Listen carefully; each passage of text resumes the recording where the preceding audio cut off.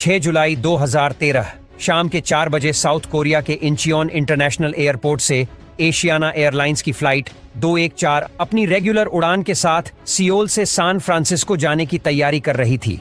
ये एक लंबी दूरी की ओवरनाइट उड़ान है जो लगभग 11 घंटे में पूरी होती है।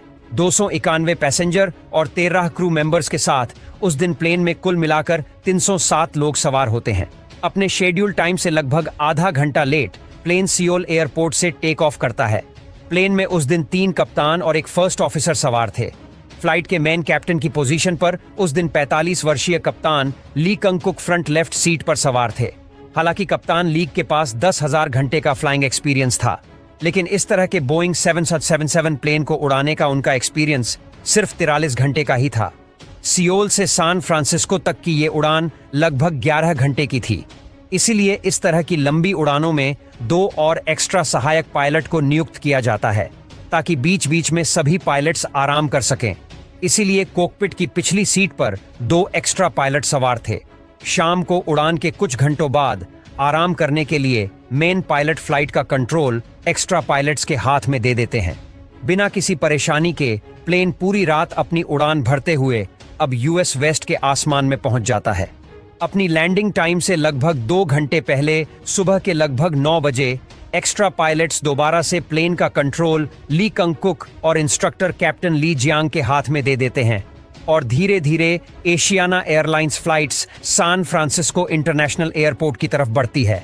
कुछ जरूरी मेंटेनेंस कारणों की वजह से सैन फ्रांसिस्को इंटरनेशनल एयरपोर्ट के रनवे 28L पर ILS लैंडिंग सिस्टम बंद था और इसलिए ATC ने एशियाना फ्लाइट्स के पायलट को विजुअल लैंडिंग की परमिशन दी थी। ILS लैंडिंग में जहां प्लेन का ऑटो पायलट सिस्टम रनवे पर लगे हुए रेडियो बिन सिग्नल्स को फॉलो करते हुए प्लेन की हाइट और स्पीड को ऑटोमेटिक तरीके से कंट्रोल करता है और धीरे धीरे प्लेन को सही ग्लाइड स्लोप में लाकर रनवे पर लैंड करता है, वही उसके दूसरी तरफ विजुअल लैंडिंग के दौरान पायलट प्लेन की स्पीड, हाइट और डायरेक्शन को मैनुअल कंट्रोल करते हुए प्लेन को रनवे के ग्लाइड स्लोप में लाते हैं और लैंड करते हैं।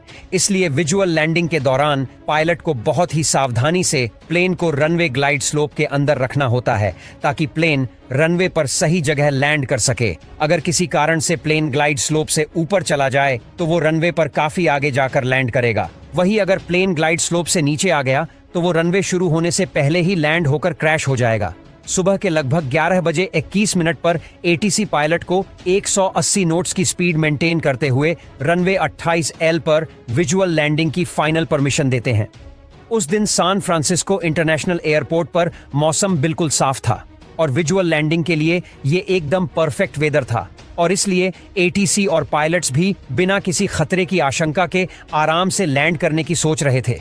लेकिन कैप्टन ली कंग के पास बोइंग 777 प्लेन को उड़ाने का एक्सपीरियंस कम था, इसलिए वो विजुअल अप्रोच से लैंड करने में थोड़ा सा नर्वस फील कर रहे थे। लेकिन ये उनकी टेस्टिंग फ्लाइट थी और उनका इंप्रेशन खराब ना हो, इसलिए उन्होंने ये बात अपने साथ बैठे हुए सीनियर कप्तान को नहीं बताई। और अगर वो ये बात अपने साथ बैठे हुए इंस्ट्रक्टर कैप्टन को बता देते तो शायद इतना बड़ा हादसा नहीं होता। रनवे 28L पर लगी PMPI लाइट को फॉलो करते हुए कप्तान ली कंग प्लेन को रनवे की तरफ ला रहे थे। आमतौर पर रनवे पर लगी हुई 4 PMPI लाइट्स में से 2 लाल और 2 सफेद होती है, तो इसका मतलब होता है कि प्लेन सही ग्लाइडर स्लोप में आ रहा है। लेकिन एशियाना फ्लाइट्स अपने ग्लाइड्स स्लोप से थोड़ा ऊपर उड़ रहे थे। रनवे से लगभग 11 मील दूर प्लेन अभी भी 3600 फीट की ऊंचाई पर उड़ रहा था और अगले 5 मील में प्लेन को अपनी ऊंचाई आधी से भी ज्यादा कम करके 1800 फीट तक लानी थी। ये देखते हुए कप्तान ली कंग प्लेन की हाइट को बहुत ही तेजी से कम करने लगते हैं और प्लेन की स्पीड को कम करने के लिए कप्तान ली कंग अपने साथ बैठे हुए कप्तान लीजियों को लैंडिंग गियर डाउन करने के लिए कहते हैं ताकि लैंडिंग गियर के ड्रैग फोर्स के कारण प्लेन की स्पीड कम हो जाए और प्लेन तेजी नीचे आ जाए। प्लेन अब नीचे आने लगता है और ऑटो पायलट मोड ऑफ होने के कारण प्लेन की स्पीड बहुत ही तेजी से कम होने लगती है, जिसके कारण प्लेन ग्लाइड्स स्लोप से भी नीचे चला जाता है। रनवे पर लगी हुई 3 PMPI लाइट सफेद और 1 लाइट लाल हो जाती है, जिसका साफ साफ यही मतलब था कि प्लेन अब ग्लाइड्स स्लोप से नीचे आ चुका है। कप्तान के साथ बैठे हुए तीनों पायलट भी अब तक ये समझ चुके थे कि प्लेन की स्पीड और हाइट काफी कम हो चुकी है। रनवे के ठीक सामने समुद्र से 180 फीट ऊपर उड़ रही इस फ्लाइट्स की स्पीड कम होते होते 118 नोट्स पहुंच जाती है। इतनी कम स्पीड के कारण प्लेन तेजी से स्टॉल मोड में जाने लगता है, जिसके कारण कप्तान की कंट्रोल स्टिक तेजी से वाइब्रेट होने लगती है। ये देखते ही कप्तान तेजी से प्लेन के नोज को ऊपर उठाकर इंजन स्पीड को बढ़ाने की कोशिश करते हैं ताकि प्लेन को दोबारा से ऊपर उठाकर गो अराउंड किया जा सके, लेकिन तब तक बहुत देर हो चुकी थी। समुद्र के ऊपर रगड़ खाते हुए प्लेन रनवे के ठीक सामने बनी सीवोल से टकरा जाता है, जिसके कारण प्लेन का पिछला हिस्सा और लेफ्ट इंजन टूटकर प्लेन से अलग हो जाते हैं। इसके कारण प्लेन के पिछले हिस्से में बैठे हुए 2 पैसेंजर और 4 फ्लाइट क्रू प्लेन से बाहर गिर जाते हैं और प्लेन तेजी से रनवे पर घिसा चला जाता है। कुछ ही देर में प्लेन का पिछला हिस्सा दोबारा से ऊपर की तरफ उठता है, जिसके कारण प्लेन 360 डिग्री एंगल में घूमकर तेजी से रनवे के साथ बनी हुई जमीन से टकराता है। चारों तरफ धुएं और मिट्टी का एक तेज गुब्बारा उठता है। आखिरकार भारी भरकम बोइंग 707 ताल रनवे के दाएं तरफ जाकर रुक जाता है। इसे भगवान का चमत्कार ही कहेंगे कि इतनी बुरी तरह क्रैश होने के बावजूद भी प्लेन में बैठे हुए ज्यादातर लोग जिंदा बच जाते हैं। जल्द ही फायर फाइटर और एम्बुलेंस की गाड़ी भी प्लेन के पास पहुंचकर घायल लोगों को अस्पताल पहुंचने लगते हैं।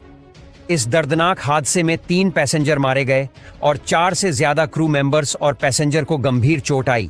रेस्क्यू मिशन पूरा होते ही फ्लाइट डेटा रिकॉर्डर और कॉकपिट वॉइस रिकॉर्डर को बरामद करके तुरंत हादसे की जांच शुरू कर दी गई और इस हादसे के लिए पायलट को ही जिम्मेदार माना गया। अगर कॉकपिट बैठे सभी पायलट समय रहते सही तरीके से कम्युनिकेट करके हालात के अनुसार डिसीजन लेते तो इस हादसे को टाला जा सकता था।